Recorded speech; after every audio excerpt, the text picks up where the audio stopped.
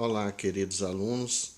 Estaremos falando nesta aula sobre o contexto religioso e estaremos dividindo essa aula em duas partes. A primeira parte vamos estar falando do paganismo.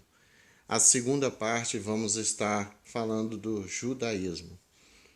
Nesta aula, como estaremos falando do paganismo, vamos subdividi-la em vários tópicos, como por exemplo a mitologia grega, mitologia egípcia e também a mitologia persa.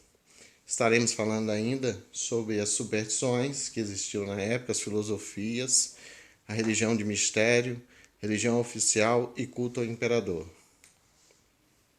Vamos começar falando da mitologia grega.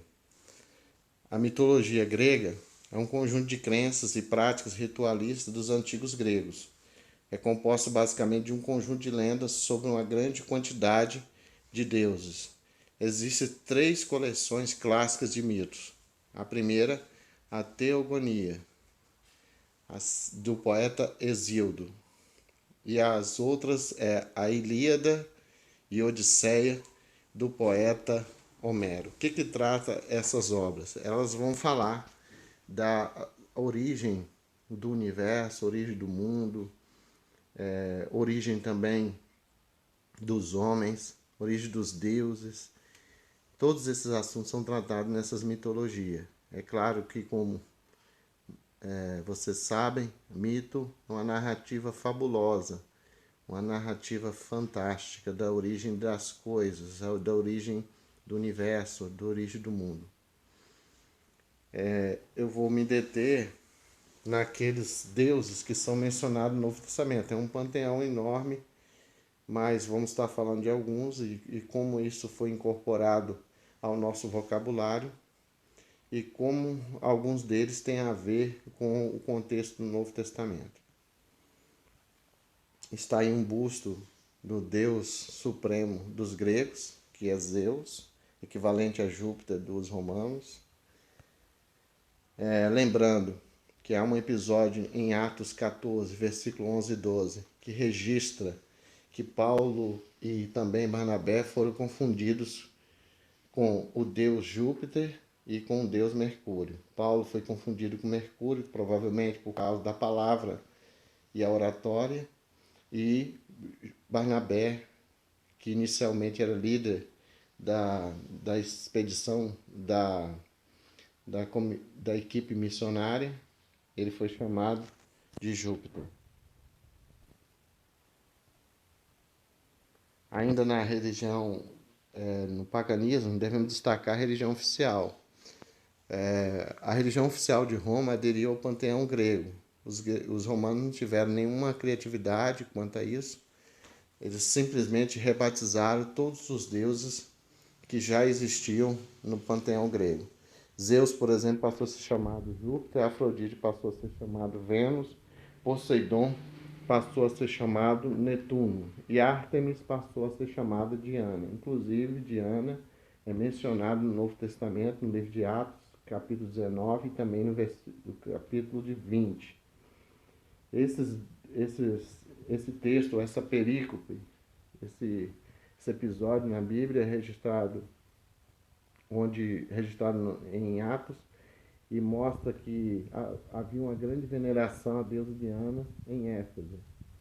E a pregação de Paulo acabou trazendo prejuízo econômico para os vendedores de santinhos ou vendedores de imagens que ali existiam naquele lugar.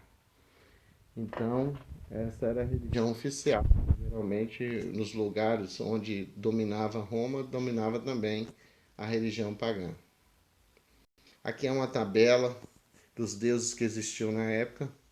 Lembrando que os gregos já tinham seu panteão, os romanos tiveram só o trabalho de rebatizá-lo. Por exemplo, Afrodite foi chamada de Vênus pelos romanos. É a deusa da beleza, do desejo sexual. Apolo foi chamado de Febo, deus da profecia, da medicina. Ares foi chamado de Marte, deus da guerra.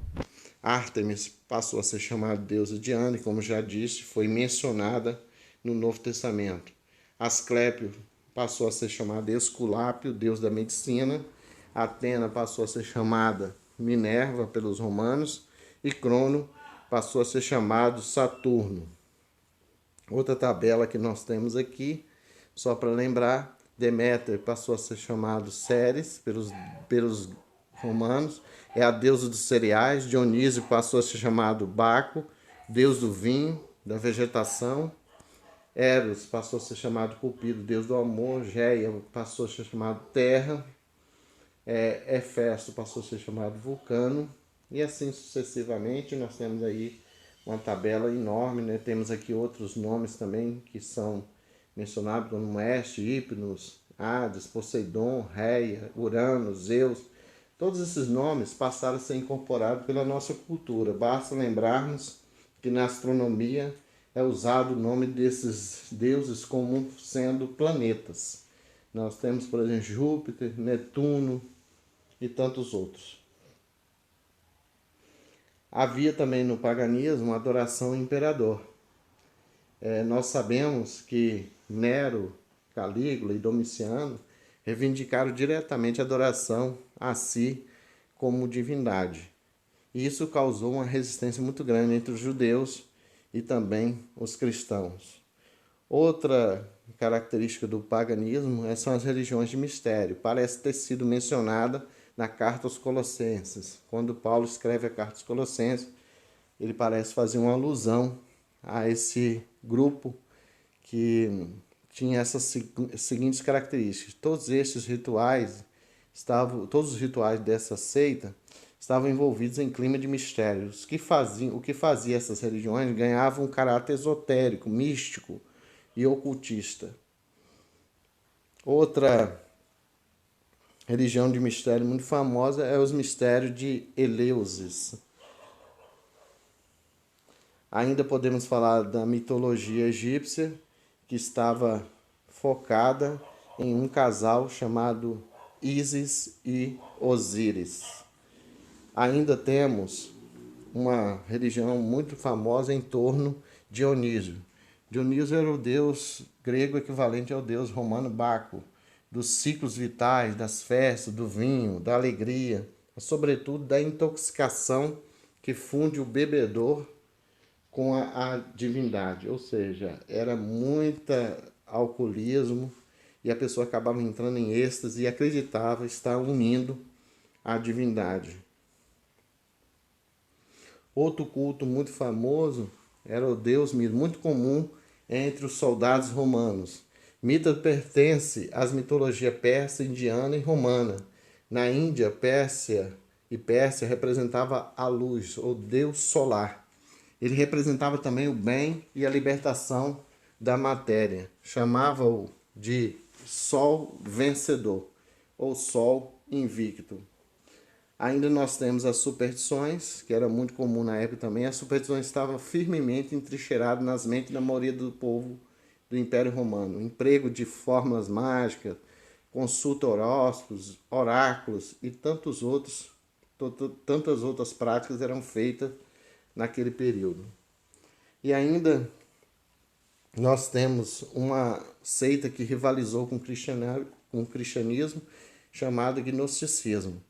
A base desse gnosticismo era que você precisava adquirir a gnosis, ou conhecimento especial, reservada a uma elite espiritual, e assim você poderia ser salvo. Ou seja, o cristianismo pregava a fé como meio pelo qual você adquiria a salvação, mas eles pregavam o conhecimento. Parece que alguns escritos do Novo Testamento combatem essa seita. Nós temos o Evangelho de João, as 3 epístolas, carta aos Colossenses e tantos outros.